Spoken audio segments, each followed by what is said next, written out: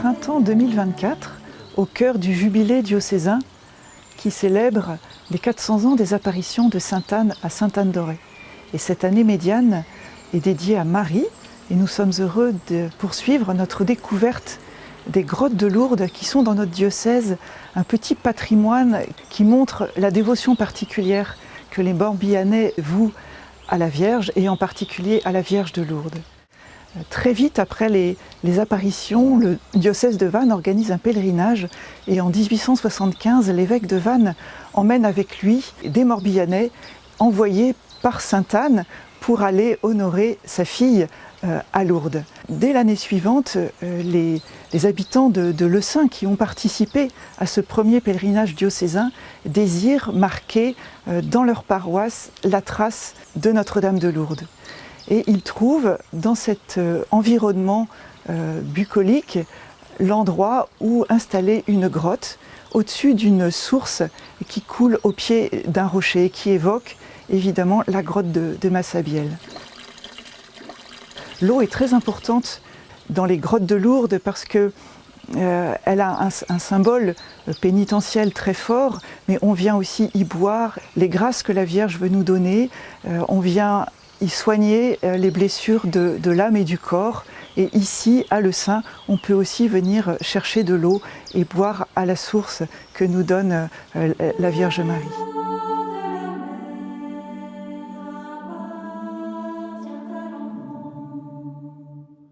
Alors cette grotte de Lessin est une des 70 que nous avons recensées dans le diocèse de Vannes.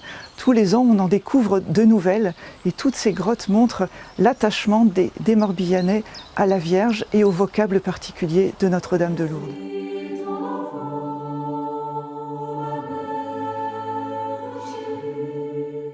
La grotte, nous l'aimons bien. On fait la messe ici une fois par an, lors du pardon, c'est un grand pardon, qui a lieu le deuxième week-end de juillet. La messe a lieu le samedi. Et puis après la messe, on fait la procession jusqu'à la chapelle. Et là, on prie. Et après, on partage des boissons chaudes, des froides, des gâteaux, des crêpes. Puis après, on se disperse. Et le lendemain, on revient l'après-midi pour les vêpres. Tous les mercredis à 18 h, et surtout le printemps et l'été, nous faisons des messes à la chapelle avec quelques chrétiens et ils aiment bien leur chapelle. D'ailleurs, il y a un monsieur qui vient aussi tous les mercredis à la messe et qui aime la chapelle et qui l'a manifesté par un geste concret parce que c'est lui qui l'a rafraîchi à l'intérieur et gracieusement sans demander de l'argent, tellement il aime la chapelle. Hein. Il a repeint à l'intérieur, il a nettoyé les statues et les portes, les serrures.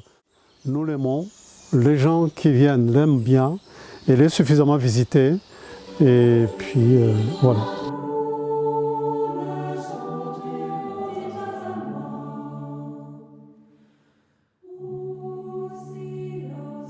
Donc c'est le père Cadeau qui était curé du doyenné qui nous a incité à organiser une association. Donc j'ai pris la présidence et tous les ans j'écrivais à une personne qui était aux Invalides à Paris. Je lui présentais mes vœux et une année je lui ai dit que j'avais un projet. Alors il m'a répondu en me disant « tu me proposes ton projet et après je verrai ». Donc je lui ai proposé mon projet. Et il nous a légué une somme assez importante, ce qui nous a permis de faire des travaux. On a refait tout le secteur là, et on a créé, si vous voulez, un théâtre de verdure. Et après, on a continué à entretenir le site. C'était une personne de Lessin. Il était parti aux Invalides parce qu'il était un blessé de guerre. Et puis, par amour pour notre Dame de Lourdes, parce que c'était déjà un chrétien pratiquant, donc il a voulu nous aider. On a commencé les travaux en 2000, donc 2 ans après que j'ai pris la présidence. Et ça a duré 1 an. Mais on a eu la chance d'avoir beaucoup de bénévoles de la commune, quoi. Ouais, les agriculteurs, beaucoup nous ont amené des tonnes et des tonnes de terre, parce que c'était une prairie. Hein. Et la fontaine, on l'a refaite parce qu'elle était prête à s'écrouler là aussi. Et quand j'ai pris l'association, on était à 55-60. Maintenant, on est à peine une dizaine. Je suis saintois d'origine, donc je connais bien Notre-Dame de Lourdes. Le jour de la fête de Notre-Dame de Lourdes, c'est-à-dire le 11 février, j'ai eu une personne de ma famille qui a eu une grave opération. Et c'est grâce à Notre-Dame de Lourdes qu'elle a été sauvée. Parce que figurez-vous que l'opération avait été prévue 3 jours avant, et on nous a appelé que l'opération avait donc lieu le 11 février, le jour de Notre-Dame de Lourdes. Et quand j'ai su ça, je peux vous dire, je lui ai dit, elle va être sauvée. Et c'est vrai. Donc c'est pour ça que j'ai une très forte dévotion pour Notre-Dame de Lourdes. Voilà mon histoire.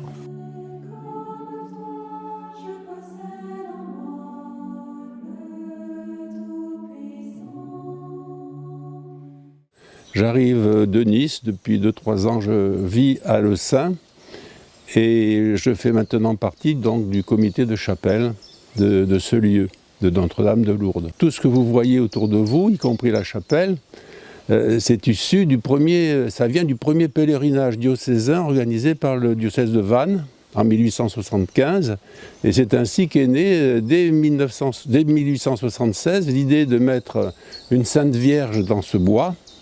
Il n'y avait rien, il n'y avait que le bois. Et petit à petit, les travaux ont eu lieu, le terrain a été acheté. Les Saintois se sont cotisés avec les curés de l'époque pour construire ce lieu.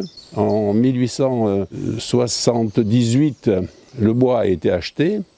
En 1890, la chapelle a commencé à être construite. Elle a été achevée en 1891. Et ainsi de suite, si vous voulez, les choses se sont faites petit à petit, jusqu'au jour où un curé, plus entreprenant que les autres sans doute, et l'abbé Jean-Marie Le Coguic, a voulu construire ici, dans ce lieu, un autel définitif qui lui permettait de célébrer dignement la messe. Chaque année, avant la construction de ce qu'il a appelé la loggia que vous voyez ici, et les gradins que vous voyez là-bas, chaque année il fallait monter et démonter une espèce de chapiteau, si vous voulez, pour célébrer la messe, et qui était suivi par plusieurs centaines de personnes à l'époque. Voilà. Ce gros travail a été fait petit à petit, bien sûr, et plus tard, en 1954, un chemin a pu conduire directement depuis la route jusqu'à cette loggia pour faciliter l'accès à la grotte aussi. Et c'est à cette époque que la grotte a bénéficié de ce bénitier, d'une espèce de bénitier qui recueille l'eau qui coule de la fontaine. Et toutes ces pierres que vous voyez autour de vous viennent de la carrière de Kernan-Bigote qui est à 3 km d'ici. Le premier pardon qui a eu lieu ici, sur ce lieu, date de 1892. Voilà. Donc il y a eu de belles processions avec un chant tout particulier en breton qui vantait les louanges de Notre-Dame de Lourdes. Donc petit à petit, ce lieu a bénéficié de beaucoup de pèlerins. Je viens régulièrement dans la chapelle. Elle est tout le temps ouverte, donc elle est accessible. Je viens prier avec mon épouse parce qu'on a besoin des secours de la Sainte Vierge et de ses grâces.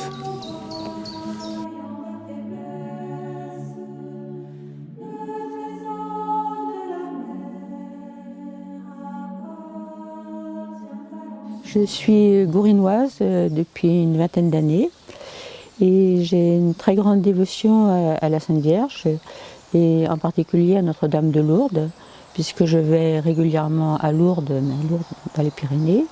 Donc j'ai beaucoup de plaisir à venir prier ici, notamment au printemps et à l'été. Je participe à la messe quand c'est possible, à la messe du mercredi soir. C'est un lieu qui est calme, c'est recueilli. Et même avant de venir à Gourin, j'habitais à Spézet, donc dans le Finistère, là à côté. Et régulièrement, je venais, depuis que j'avais découvert cette chapelle, régulièrement je venais y prier parce que voilà, je me sens bien, quoi, voilà. Moi, je viens surtout y confier. J'ai 4 enfants, j'ai des petits enfants j'ai des petites filles que j'essaie de leur faire connaître aussi. Elles sont déjà venues aussi à la messe ici avec moi. Oui.